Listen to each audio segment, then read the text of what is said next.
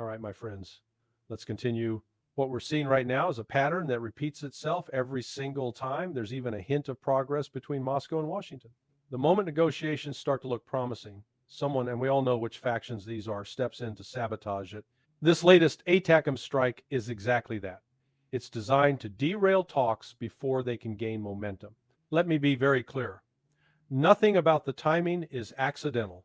The United States was preparing to send diplomatic officials to Ukraine. Talks were making progress behind the scenes. A written framework is being drafted, something both Trump and Putin could sit down and discuss seriously. And suddenly Ukraine launches American-made missiles deep into Russia. Does that look like coincidence? Of course not. This is the same playbook we saw in Istanbul in 2022, when Russia and Ukraine were extremely close to a peace settlement, and then right on schedule, someone intervened. That intervention destroyed everything, and Europe has been paying the price ever since. Now, the U.S. has switched strategies again, sending Pentagon officials instead of Witkoff. That tells me Washington wants military clarity, not political ambiguity. They want to show Zelensky maps, show him the battlefield, and explain bluntly what America can and cannot support going forward. This is not a small shift. This is a structural change in U.S. policy. And it comes at the same moment the European Union is quietly centralizing more power in Brussels. The new transport emergency suspension mechanism is a perfect example. They claim it's to deter Russia, but the language is intentionally vague. Emergencies can mean anything they want it to mean. That's how institutions pull power upwards, slowly, quietly, and under the cover of fear and tension. At the same time, we have the Polish prime minister announcing sabotage suspects who are supposedly Ukrainians working for Russian intelligence. Every time something goes wrong in Europe, a drone crash, a railway explosion, malfunctioning equipment, the answer is always the same. Russia did it. But if Russia is already advancing on the battlefield, inching forward daily, why would it risk unnecessary operations just to attract more hostility? From a strategic perspective, it makes no sense. Yet the European public is expected to believe it instantly because the magic word allegedly was included. And then there's Ukraine's internal politics. Another corruption scandal, this time involving the energy sector, and voices inside Zelensky's own party are now calling for key figures in the presidential office to resign. Whenever corruption surfaces in Ukraine, people pretend it stops, conveniently at the ministerial level. But anyone with common sense knows it never works that way. Corruption doesn't politely stop at one floor of the building. In the end, everything we're seeing, the strikes, the sabotage claims, the EU power grab, the Pentagon's sudden involvement, the internal scandals in Kyiv, they all point toward a system that is reaching a breaking point. Washington understands what's coming. Moscow understands what's coming. Even Zelensky understands, though he won't admit it publicly. The only ones who still pretend everything is fine are certain European politicians who cannot afford to admit the obvious. The strategy they pushed for nearly 3 years has failed. They gambled everything on defeating Russia, and now they're scrambling for a way out that doesn't make them look responsible for the disaster they created. But reality doesn't care about saving face. Reality arrives whether people are ready for it or not. And that's where we are right now. We're entering a new phase one where the United States wants to negotiate from a position of realism, Russia continues to advance, Europe continues to panic, and Ukraine continues to burn at both ends. Militarily and politically. And I believe the next few weeks, especially leading up to the Trump-Putin meeting, will tell us exactly how this war ends. That's where I'll leave it for today. Let me know what you think in the comments. I always appreciate hearing your perspectives. I remember my second combat deployment in Afghanistan, right around the time Karzai was transitioning out on the ground. Everybody knew he was completely corrupt. I'm not talking about vague rumors. I mean bags of cash, pallets of cash. It was an open secret. But the moment the cameras rolled, especially if questions came from the United States, the line was always the same. No, there's no corruption. We have oversight. Everything is monitored. We knew that was nonsense. Karzai was raking money in hand over fist, and at the very end, the next Afghan president was doing the same thing, moving large sums of money around while we were still shoveling aid into the country. Do I see parallels with Ukraine? Yes, and not just small ones. The big difference now is that in Europe, you don't just have one government and one president. You've got the EU superstructure, the European Commission, Brussels, multiple national governments, all directly involved in keeping this war going. It's a system, not a single corrupt leader. And that's where this latest Ukrainian corruption scandal gets very interesting. The scandal is coming out of NABU, the National Anti-Corruption Bureau of Ukraine. On paper, that sounds great, anti-corruption. But people forget where NABU came from. It was set up after Maidan around 2014 by Victoria Nuland and the U.S. Embassy. It was not some organic Ukrainian reform. It was engineered. There are two main bodies. SAPO, more Ukrainian run. NABU, heavily influenced and overseen by the U.S., with loyalists placed in key positions. We know this because investigators who dug into Hunter Biden, Burisma, and broader Biden-linked corruption in Ukraine ran into that exact structure. If you look at the pattern, you see what NABU really did. It didn't exist to eliminate corruption. It existed to manage corruption. Think of a nightclub. The bouncers don't stop drug dealing. They control it. They protect the dealers who pay them and crack down on the ones who don't. That's NABU. It monitors corruption, shields the right corrupt networks, and pressures or destroys anyone who digs too deep in the wrong direction. Look at what happened to people who actually tried to investigate seriously. Prosecutor General Viktor Shokin pushed out. Alexander Dubinsky jailed. Konstantin Kulik threatened, fled. Andriy Durkak, investigating corruption, had to leave the country. The pattern is clear. Anyone who digs into the wrong pockets gets attacked. So when a big corruption case now comes out of NABU itself, and it points directly at Zelensky's inner circle, his main bagman and media business partner, Mindik, backed by oligarch Ihor Kolomoisky, that tells you something huge. The U.S. has stopped giving Zelensky full protection. NABU was supposed to be the bouncer managing who gets exposed and who doesn't. If a scandal from that structure is now hitting Zelensky's closest people, it means Washington has decided to loosen the shield around him. That's a serious shift. Of course, European leaders won't admit any worry at the top level. Tusk, von der Leyen, Merz, Macron, they all pretend this is nothing. When the scandal hit, Macron literally flew in and staged a PR show with Zelensky, signing big declarations about future weapons and fighter jets that haven't even been built yet. They smiled, they signed papers and told the public, see, everything is fine, more weapons coming, we stand with Ukraine. But let's be honest, what they signed wasn't a real arms contract. It was a non-binding memorandum of understanding. No jets ready, no pilots trained, no money actually in place. The whole thing is theater. By the time any of those promises could materialize, Zelensky will almost certainly be gone, either on a ski slope in Geneva or on a beach in Miami, maybe living next to Netanyahu. The paper won't matter, but the photo op serves its purpose today. Distract from corruption and give the illusion of long-term commitment. So why keep this going if they know they can't win? Why not just say, this isn't working, let's end it? One word, money. The big shiny object everyone in Europe is staring at right now is Russian assets. Around $320 billion frozen abroad. Roughly $180 billion of that sitting in Belgium at Euroclear. The clearinghouse linked to SWIFT. Brussels and several Western capitals are obsessed with grabbing this money to fund Ukraine and plug their own financial holes. They believe if they can seize those assets, they can keep the war going a few more years, maybe 2, 3, 5 years. That's their fantasy. So why haven't they done it yet? Because countries like Belgium have pushed back. They know that outright stealing reserves sets a catastrophic precedent. Once you normalize confiscating another country's assets, no one is safe, not just Russia. Any country that falls out of favor with Washington or Brussels could be next. This would shatter global trust in the Western financial system, especially SWIFT and Euroclear. And remember, the BRICS bloc is already building alternatives and already represents a major chunk of global GDP. Combine that with ongoing de-dollarization, and you see the stakes.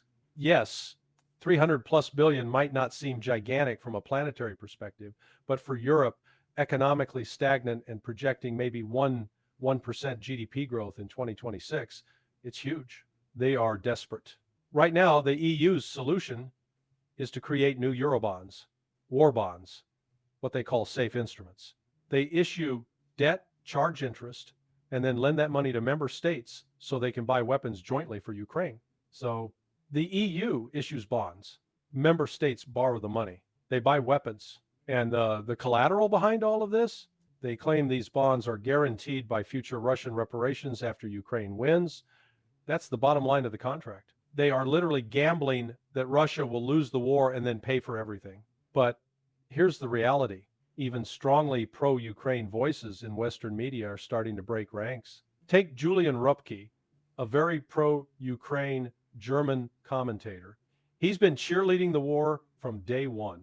And now, even he admits Ukraine is heading towards a strategic defeat. He lists all the reasons: frontline setbacks, Russian air superiority, manpower problems, dwindling ammunition, the whole picture. It's exactly what independent analysts have been saying for months, only now one of the main cheerleaders is finally saying it out loud. So, yes, European leaders know they're not blind, but politically, none of them can step up today and wave the white flag.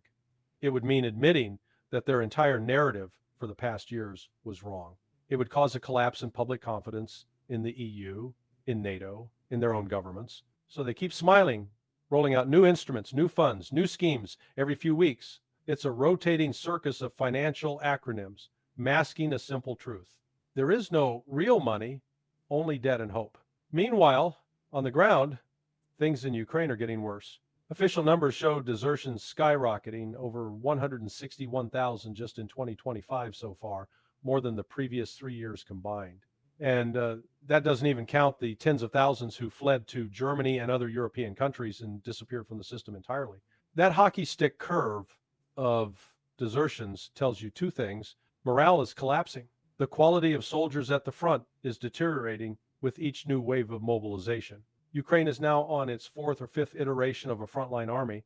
They still have to keep special forces and elite units in Kyiv to guard the regime and act as an internal Praetorian Guard. That leaves increasingly less capable troops to face a Russian army that is fully mobilized economically and technologically, especially in drones, missiles, and electronic warfare. Not everyone in Europe is delusional, though. Hungary's Prime Minister Viktor Orban has been brutally honest from the beginning. He said it to Trump's face and in front of cameras: Ukraine can't win. Recently, he put it very clearly: we are financing a country which has no chance to win the war and at the same time has a high level of corruption. He's not wrong. Countries like Hungary, Slovakia, Romania, those closer to the front line but not completely captured by the Brussels narrative, have very little appetite for escalation. They want negotiations, not endless war. Even in Poland, behind all the loud rhetoric, there's a deep fear of actually becoming the battlefield. And then we have the sabotage games. Look at the recent case in Poland. A damaged railway line between Lublin and Warsaw. Immediately, voices across Europe started shouting, Russian attack on NATO soil. Hey, Tom, we've seen the same thing with alleged drone incidents near Romania, with attacks on ships or infrastructure where the story is instantly packaged as Russian aggression, even when the facts are still unclear or the target is on the Ukrainian side of the border. Russia itself has publicly warned for months that Western intelligence is preparing false flag operations in Poland, Romania, Moldova, Transnistria, operations designed to justify escalation and re-energize Western support. Could some of these events be Russian operations? It's not impossible. All war involves deception. Russia could theoretically answer asymmetric warfare with its own covert moves. But ask a simple question: who is desperate right now? Russia advancing on the battlefield, or the West and Ukraine losing ground, running out of men and money? Desperate actors are the ones more likely to stage provocations, escalate narratives, or stretch allegedly into full-blown blame campaigns. And that's exactly what we're seeing, especially in European media. In the end, the pattern is clear. Ukraine is bleeding manpower and plagued by corruption. Russia is economically mobilized and gaining the upper hand on the battlefield. Europe is financially and politically trapped, gambling on Russian reparations and frozen assets to justify staying the course. The U.S.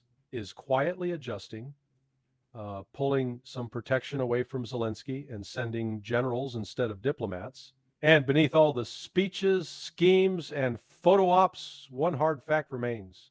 They are financing a war they know cannot be won, and hoping no one notices until they've found a way to shift the blame. I want to walk you through what I believe is really happening behind the scenes in the war in Ukraine. especially the quiet contacts between the United States and Russia, the role Donald Trump is playing, and why Russia still thinks it must times win this war, even as the nature of the fighting has fundamentally changed. My understanding from both public and private sources is this. For some time now, Washington and Moscow have been engaged in secret negotiations, aimed at ending the conflict in Ukraine. These talks have not gone through the traditional State Department channels. They've run through a very narrow back channel, tightly controlled by Donald Trump and Vladimir Putin. On the American side, a key figure is Steve Witkoff.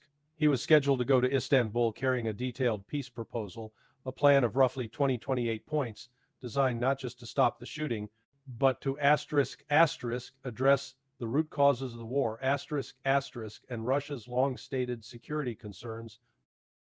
This in turn explains some odd behavior we've seen recently. At the Valdai Discussion Club in Russia a few weeks back, Putin gave his usual speech, but his tone toward Trump was unusually warm, almost overly eager to please, At the time, many of us thought, why is he trying so hard? Now, it makes sense. Putin was actively protecting a secret channel, to Trump. He needed Trump on side, he didn't want to spook him, and he wanted to keep any serious substance of those talks, completely off the public radar, So what is the structure of this peace initiative? At its core, it tries to integrate the four big Russian demands, that have been consistent from day one. One, no NATO membership for Ukraine, a neutral Ukraine. Two, recognition of Russia's control over certain Russian-speaking regions, that are now effectively part of Russia. Three, demilitarization, removal of NATO infrastructure and offensive capacity that threatens Russia from Ukrainian soil. Four, denazification, which in plain English means removing the entrenched extremist nationalist elements, that have disproportionate influence over Kyiv's politics and security apparatus. Denazification does not times mean purging millions of people. It means removing a relatively small but powerful group of ideologues and enforcers who have been shaping policy and terrorizing political life since 2014. We're talking about hundreds of key figures, not an entire nation. If you remove those people from power and remove their grip over media, education, and internal security, you radically change the ideological orientation of the Ukrainian state. Now, could Zelensky agree to something like that? On paper, it looks impossible. He is surrounded and in many ways constrained by those same radical structures.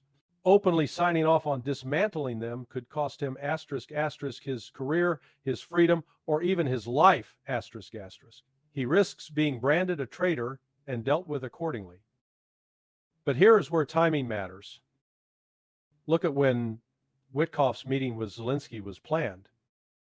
It comes *, 1, week after *, explosive revelations about corruption at the top of Zelensky's inner circle, roughly $100 million, skimmed from the energy sector by his closest associates. It comes just * 3 weeks before.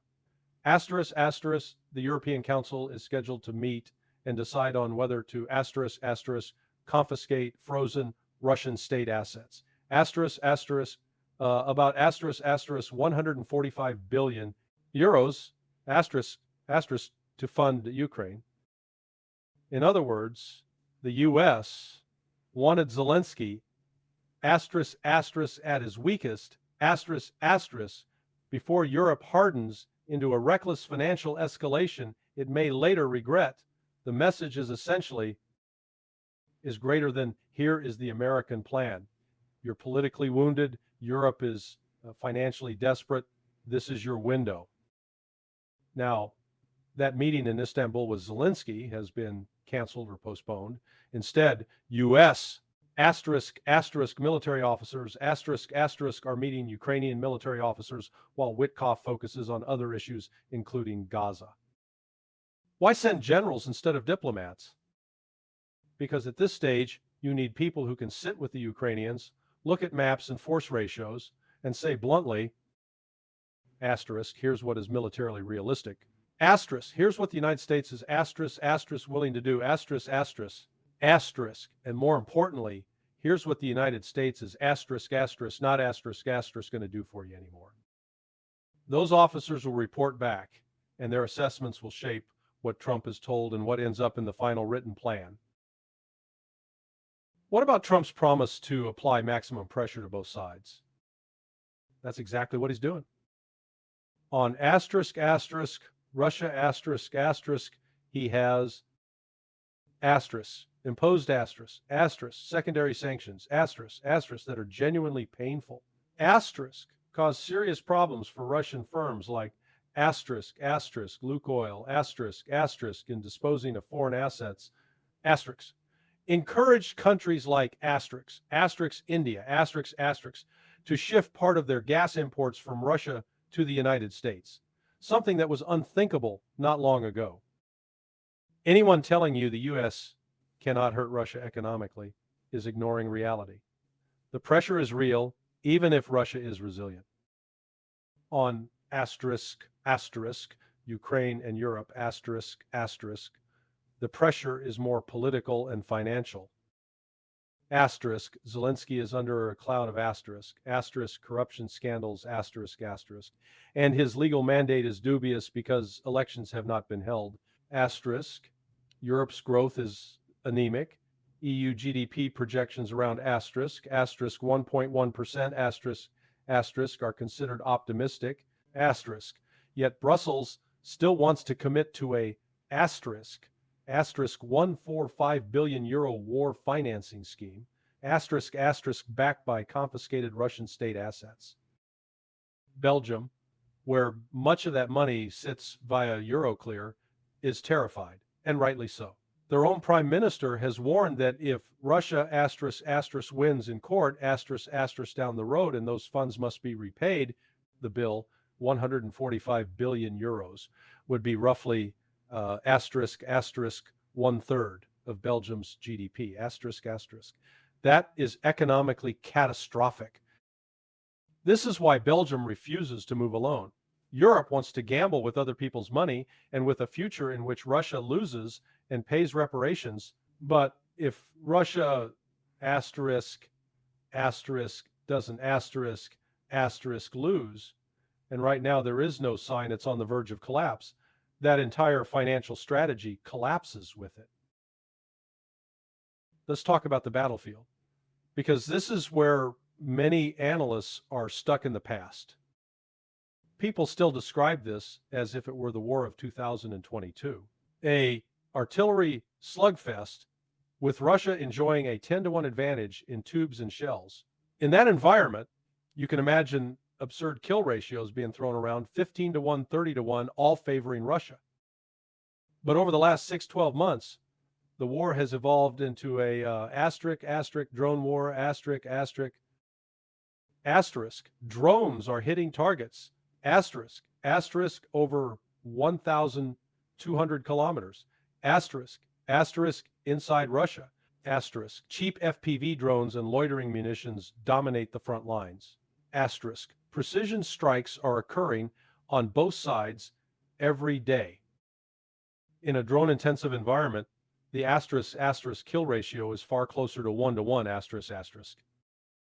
Russians are dying and being maimed in large numbers. Many come home without legs or arms, not vaporized by artillery, but shredded by drones. This creates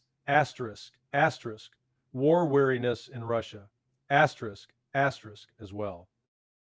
Families see the wounded. They understand the cost. Anyone claiming that Russia is paying almost nothing in this war does not understand what modern drone warfare looks like. So, does this push Putin to escalate and finish it quickly? We've talked before about an escalation path, not giant armored thrusts, but asterisk, asterisk precision missile strikes on real decision-making centers in Kiev. Asterisk, asterisk. Putin himself said at the start of the war that if certain red lines were crossed, Russia would go after those centers. Yet, up to now, asterisk, Russia has hit asterisk, asterisk infrastructure, asterisk, asterisk power plants, transformers, logistics, asterisk, but it has times, not times, systematically targeted the political and strategic leadership infrastructure in Kiev that makes the biggest decisions. That restraint tells you something. Moscow still believes there is asterisk, asterisk, a political way to get what it wants, asterisk, asterisk, especially if Trump remains engaged and a more pliable leadership eventually emerges in Kiev. So where does this leave us heading into Christmas? There are essentially two broad scenarios. Russia escalates. Asterisk. Moscow decides that talks are a dead end. Asterisk. It begins to hit actual decision-making centers in Kiev. Asterisk. The war shifts into a new, far more brutal phase, with Russia openly trying to break the regime's capacity to function. Two, asterisk, asterisk. Russia waits for politics to shift, asterisk, asterisk, asterisk. The back channel with Trump remains active. Asterisk. Zelensky falls, flees, is retired with a golden handshake, or is replaced by a more pragmatic figure, someone like asterisk, asterisk, Arestovich, asterisk, asterisk, who now openly talks about ending the war and accepting losses, asterisk, Europe, under financial strain, becomes more open, grudgingly, to a settlement that recognizes new realities on the ground. Asterisk, a peace agreement is signed in months rather than years, structured around Russian security guarantees and a neutral, truncated Ukraine. Right now, given that Russia has not gone after Kyiv's true leadership targets, it appears the Kremlin still believes asterisk, asterisk scenario 2, asterisk, asterisk is viable, is greater than we can win this asterisk, asterisk politically and strategically, asterisk, asterisk, not only through the destruction of Ukrainian forces, but by waiting for the West's own contradictions to boil over and for Trump to deliver what he's privately promising. In the meantime, Europe is in danger of doing something monumentally reckless with Russian assets. Ukraine is bleeding men, enduring desertions and war weariness. Russia is absorbing real losses in a grinding drone war, and Donald Trump is trying to manage all of this through an extremely narrow, secretive channel that bypasses the normal state machinery. That's where I see things today. I'm Larry C. Johnson. Thanks for listening. Take care of yourselves and keep your eyes on what's times, not times being said in public, because that's where the real game is being played.